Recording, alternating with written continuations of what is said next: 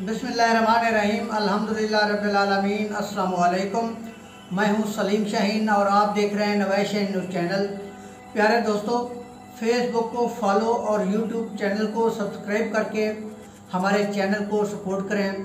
नाज़रीन, आपको बताता चलूं कि हुकूमत इतने बुरे तरीके से फंस चुकी है जिसका आप तसव्वुर भी नहीं कर सकते।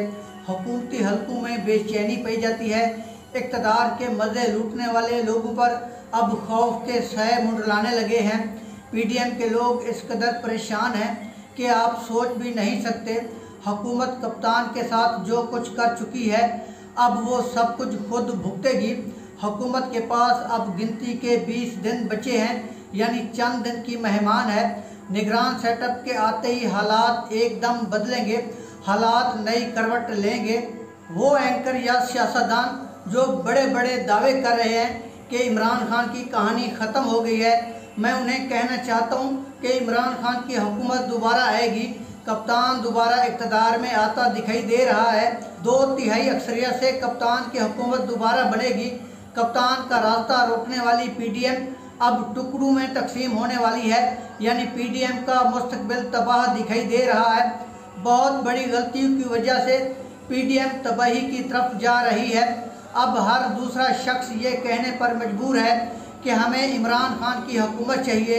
वो हुकूमत जिसमें बिजली सस्ती थी, वो हुकूमत जिसमें रोटी सस्ती थी, वो हुकूमत जिसमें आटा सस्ता था, रोज़गार था, इंडस्ट्री थी, आम आदमी को 3 वक्त की रोटी मिल जाती थी, सुकून की नींद थी, सहूलतें थी।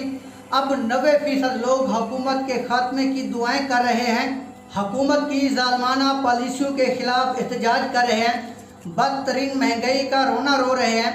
नाज़रीन, आपको बताता चलूँ कि अगर इलेक्शन लेट भी हुए तो इसका फ़ायदा इमरान खान को होगा, क्योंकि अगर इसी दौरान इमरान खान को गिरफ़्तार कर लिया जाता है तो वो इलेक्शन से कब्ल रिहा होकर वापस मैदान में आ जाएंगे।